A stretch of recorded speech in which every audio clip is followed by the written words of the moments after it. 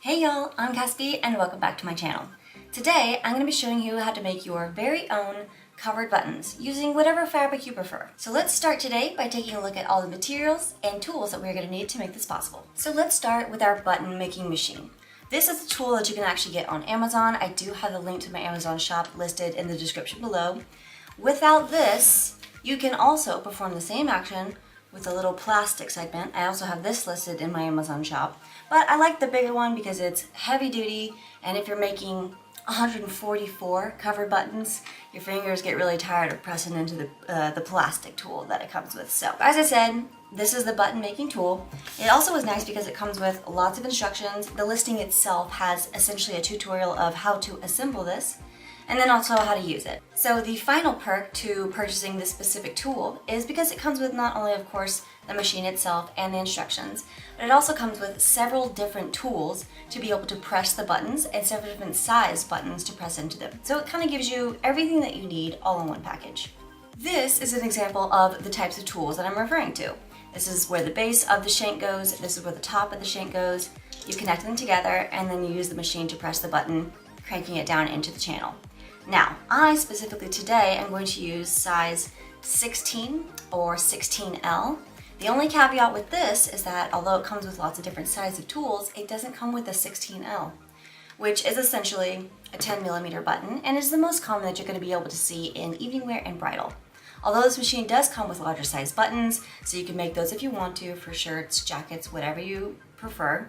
But for me, I'm going to use the 16L. You also have to just purchase this separately. But again, still comes from Amazon, and I've got that link posted in the description below. Moving right along, let's talk about the sets themselves for our buttons. So if you're going along through Google and you're looking for button making kit, sometimes you'll get maybe 1 or 2 buttons.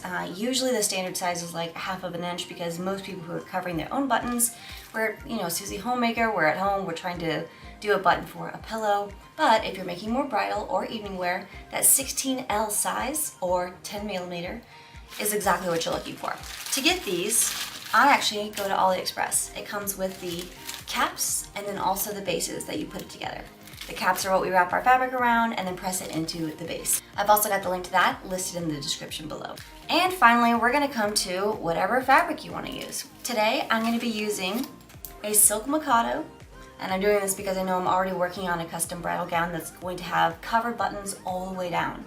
This is a really unique color. It's like this really creamy ivory, so it's semi-impossible to order them already made, unfortunately. But that just falls into the more customized, very time-consuming aspect that falls into fashion design. So we've got our Mikado, and then for 16L size, I find that tracing a quarter is the best size, perfectly round shape to be able to then cut out and press into our machine.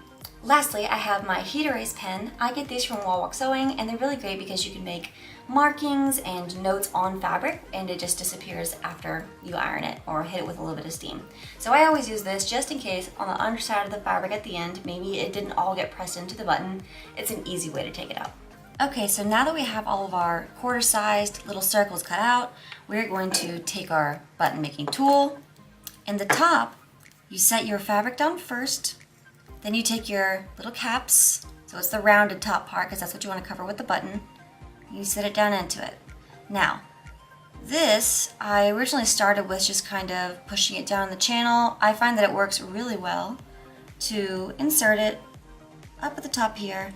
Give it a wiggle, a little bit of a push, and that has everything. It's kind of hard to see, but it's perfectly tucked away in there, right? So you make sure that everything directionally is pointed upwards. I'm going to use my tiny little scissors just to make sure that the fabric is pushed towards the middle so that we don't have any excess hanging out over the sides.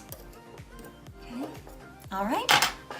And now we take our base, so it's the counterpart that comes with the set, which is like that little, it's got a hole through it so that, after the fact you can go in and sew it to your garment. That goes empty side up, facing upwards. You set that under the channel. Essentially connect these pieces together, and then you use your crank it all the way down.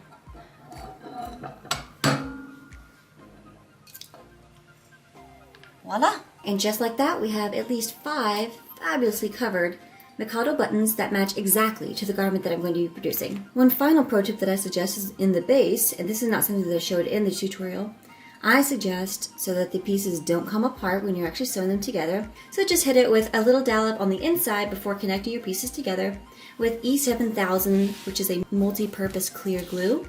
Don't do too much because you don't want it to ooze out the bottom and then seal the hole and you can't even sew it down, but it is enough to be able to keep the caps and the fabric connected to the base. And just like that, we're finished up for today. I hope you enjoyed today's tutorial. If you have any questions on what these tools are called, where to purchase them, go ahead and drop your questions in the comment section below, or also refer to the description where I have everything nicely listed out for you. As always, don't forget to like this video, subscribe to my channel, and I will see you guys next time.